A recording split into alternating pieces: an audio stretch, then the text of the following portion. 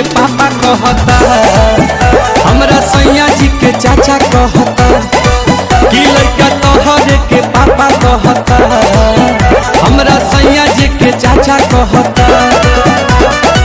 ओही दिन से खोजता ते रोवता चिल्ला के, ओही दिन से खोजता ते रोवता चिल्ला के।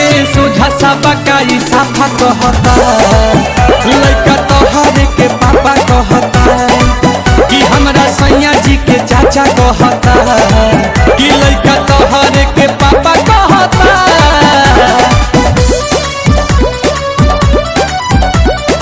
Music by Priyanshu Singh.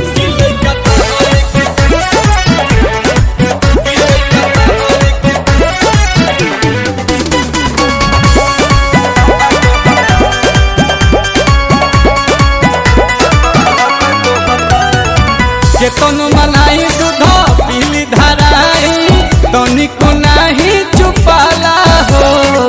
सासु ननद गोतिन देवर के छोड़ा, सैया के कोहरा न जाला हो। केतनो मनाई दूध पीली धराई, तनिको नाही चुपाला हो।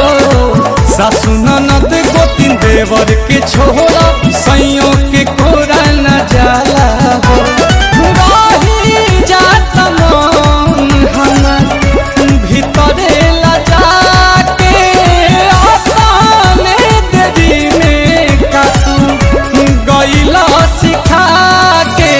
खाए के गोलगप्पा कहता, लड़का तोहरे के पापा कहता, कि हमरा सैया जी के चाचा कहता, लड़का तोहरे के पापा कहता।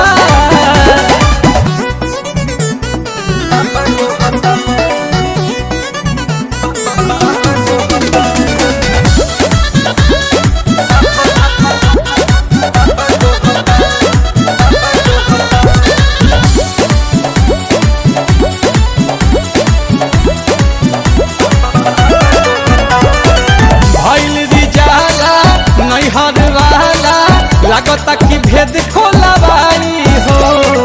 विपत के घड़ी गोविंद खड़ा ही कहरी, लगे पिया से पिटवाई हो। भइल रिजाला नैहर वाला लागता भेद खोलवाई हो। विपत के घड़ी रोशन खड़ा ही कहरी, लगे पिया से पिटवाई हो।